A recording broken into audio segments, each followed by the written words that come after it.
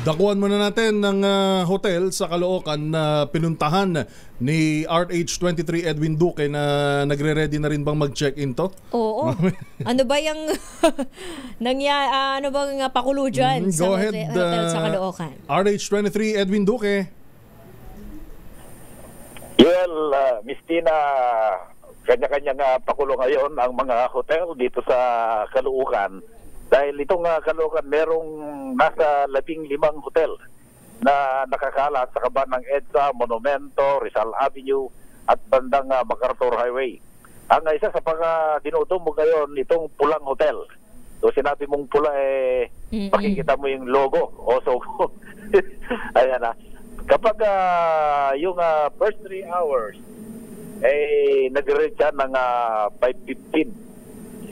Then every additional hour per hours ay 175. Kaya kanina marami na tayong nakikita madaling araw pa lang daw may mga pumapasok na. Karamihan naglalakad.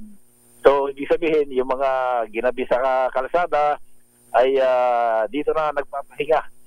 May mga pakulo sila ngayon na kapag naabot mo yung rate na 700, meron silang libreng maliit na yung parang labubu. Tawag nito.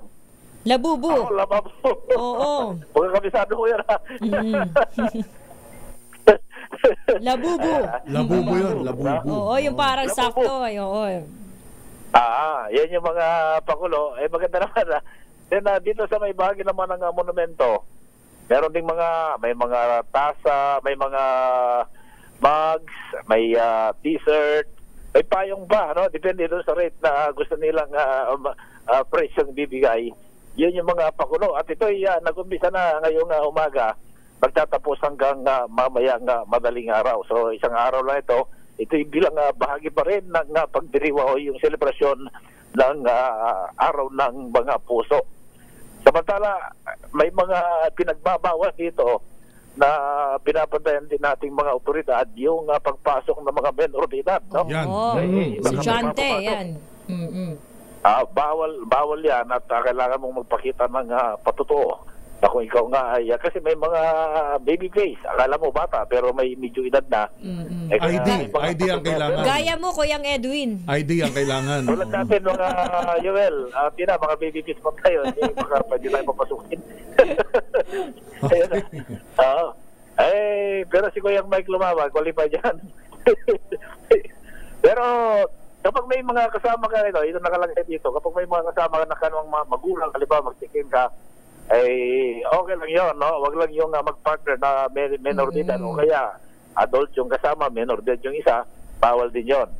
Kaya doon sa mga nais pumunta, siguraduhin yung nasa tamang edad kayo dahil mahigpit din ang kapulisan, nagbabantay din sa lahat ng hotel para hindi maaboso kapag pumasok ka sa mga hotel, lalo na ngayong araw ng mga puso. Yung mga Bulaklak naman, halos dinumog ng mga dinumog. Alam mo kasi uso na ngayon yung nagpapabili sa Joyride.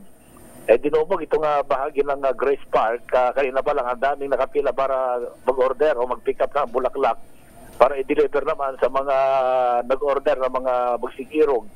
At hindi lahat punong-puno itong gaban ng 11th Avenue, kanto ng 2nd Street.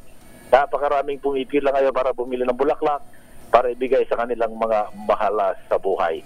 Sa ngayon, napaka-traffic itong southbound ng Rizal Avenue, maging itong MacArthur Highway at yung napapasok ng North Luzon Expressway, napaka-traffic dahil dito naipon sa bahagi naman ng Bonifacio going to Maynila.